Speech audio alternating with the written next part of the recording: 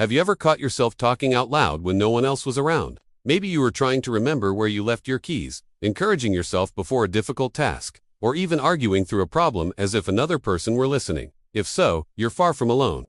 Talking to yourself is one of the most common human behaviors. Yet many people feel embarrassed when they realize they're doing it.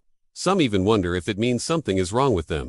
The truth is that self-talk is a natural part of how the human mind works, and in many situations, it can actually improve thinking, memory, focus, emotional control, and problem solving. The real question isn't whether people talk to themselves. It's why they do it, how it helps, and when it might signal that professional support is needed. Long before humans developed written language, our ancestors relied on spoken communication to organize thoughts and coordinate actions. As children grow, they often talk aloud while playing, solving puzzles, or learning new skills. Developmental psychologists have observed that young children frequently narrate their actions. Now, this block goes here, or I need the blue one next. This type of speech helps them guide their behavior and understand the world around them. As the brain matures, much of this external speech gradually becomes internal speech, the silent voice most people experience as their thoughts. However, the ability to switch between internal and spoken self-talk never disappears.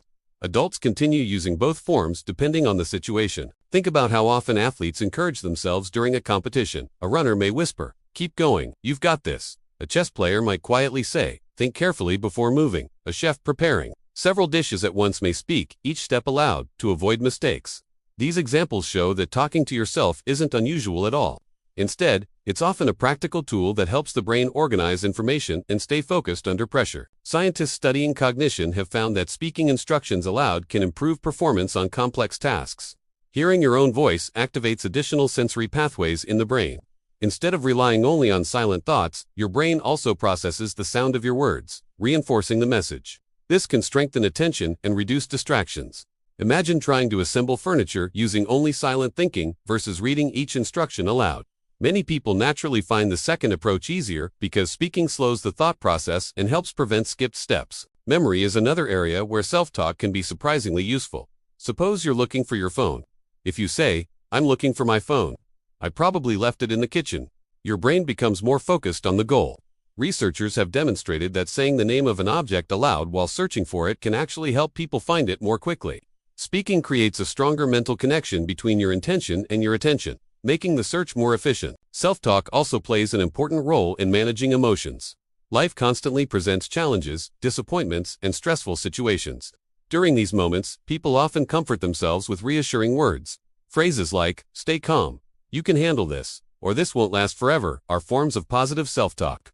Rather than being meaningless, these statements can reduce anxiety by shifting attention away from fear and toward action. In fact, many therapists encourage clients to replace harsh self-criticism with supportive inner dialogue because the way people speak to themselves has a powerful influence on mental well-being. Interestingly, the words people choose matter. Someone who repeatedly says, "I'm terrible at everything," reinforces negative beliefs that may lower confidence and motivation. On the other hand, saying, "This is difficult, but I can learn," encourages persistence and resilience.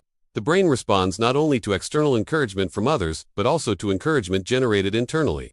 In many ways, you become your own coach, teacher, and supporter. Some psychologists have discovered another fascinating strategy: talking to yourself, using your own name instead of the word I. Instead of saying, "I can do this," a person might say, "Sarah, you've prepared for this," or "David, stay focused." Research suggests this subtle change creates psychological distance, making it easier to think objectively and regulate emotions.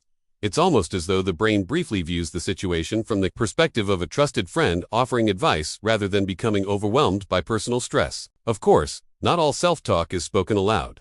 Most of it happens silently inside the mind. This internal dialogue helps people plan tomorrow's schedule, rehearse conversations, evaluate decisions, and reflect on past experiences. In fact, much of human consciousness depends on this ongoing stream of inner speech. Without it, organizing thoughts, solving problems, and imagining future possibilities would become much more difficult. Creativity is another area where talking to yourself can be beneficial. Writers, artists, scientists, engineers, and inventors often verbalize ideas while working through difficult problems. Speaking thoughts aloud allows them to hear concepts from a different perspective, making it easier to notice flaws or discover new connections.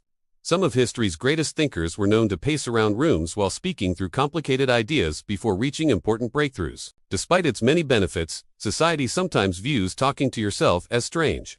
This misunderstanding likely comes from the assumption that people only speak aloud when communicating with others. Seeing someone apparently holding a conversation alone can seem unusual, especially without understanding the context.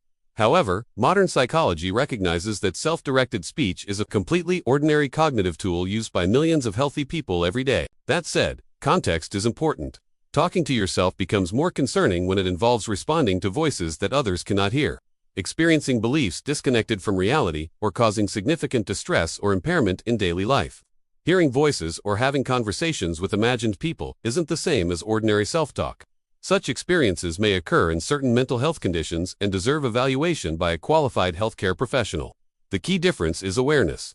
People engaging in normal self-talk understand they are speaking to themselves.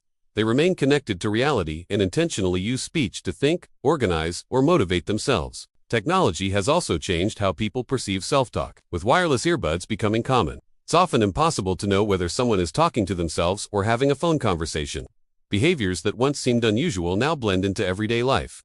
This reminds us that appearances can be misleading, and judging someone's mental state based solely on seeing them speak alone is rarely appropriate. Culture also influences attitudes toward self-talk. In some societies, speaking thoughts aloud is considered perfectly acceptable, while in others, people are encouraged to keep thoughts private. Yet across cultures, researchers consistently find that self-talk exists almost everywhere because it reflects fundamental features of the human brain rather than social habits alone. If you want to make your self-talk more helpful, start by paying attention to the words you use. Replace unnecessary criticism with constructive guidance. Instead of saying, "I always fail," try saying, "I made a mistake, but I know what to improve next time." During difficult moments, speak to yourself the way you would encourage a close friend. Be realistic, compassionate, and solution-focused. Over time, these small changes can strengthen confidence, improve emotional resilience, and make challenges feel more manageable. Ultimately, talking to yourself is not a sign of weakness, oddness, or failure. It is one of the brain's most versatile tools for learning, remembering, planning, regulating emotions, and solving problems. From childhood through adulthood, self-talk quietly supports countless everyday activities. Whether you're preparing for an important presentation, searching for lost keys, practicing a new skill, or simply trying to stay calm during a stressful day. So the next time you catch yourself saying something out loud when nobody else is around, remember that you're participating in a behavior shared by people across cultures, professions, and generations. The conversation you have with yourself is often the one you hear most in life, and when that conversation is thoughtful, encouraging, and grounded in reality, it can become one of the most valuable tools you have for understanding yourself and navigating the world with greater confidence and clarity.